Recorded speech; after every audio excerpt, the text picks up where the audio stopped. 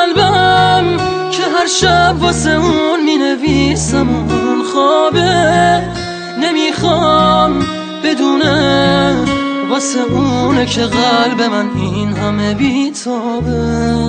یه کاغذ یه خودکار دوباره شده همدم این دل دیوونه، یه نامه که خیسه پر از عشقه با کسی بازم اونو نمیخونه. یه روز همینجا توی اتاقم یه دفعه گفت داره میره، چیزی نگفتم آخه نخواستم دلشو قصه بگیره. گریه میکردم درو که میبست، میدونستم که میمیرم. اون عزیزم بود نمیتونستم جلوی راشو بگیرم. میترسم یه روزی برسه که اونو نبینم، بمیرم تنها. خدایا کمک کن، نمیخوام بدونه دارم جون میکنم اینجا. سکوت اتاقا داره میشکنه تیک تاک ساعت رو دیوار.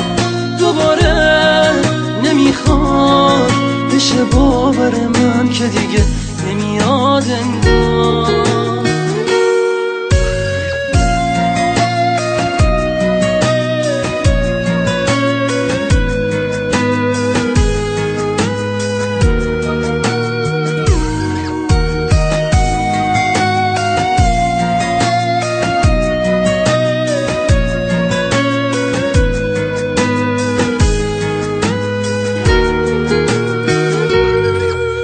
همینجا توی اتاقم یه دفعه گفت داره میره، چیزی نگفتم آخه نخواستم دلشو قصه بگیره.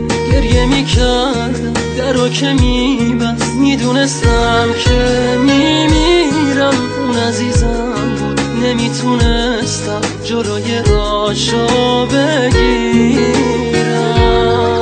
یکی هست تو قلبم که هر شب واسه اون می نویسم اون خوابه، نمیخوام بدونه واسه اونه که قلب من این همه بیتابه. یه کاغذ یه خودکار دوباره شده همدم این دل دیوونه، یه نامه که خیسه پر از عشقه با کسی بازم اونو نمیخونه.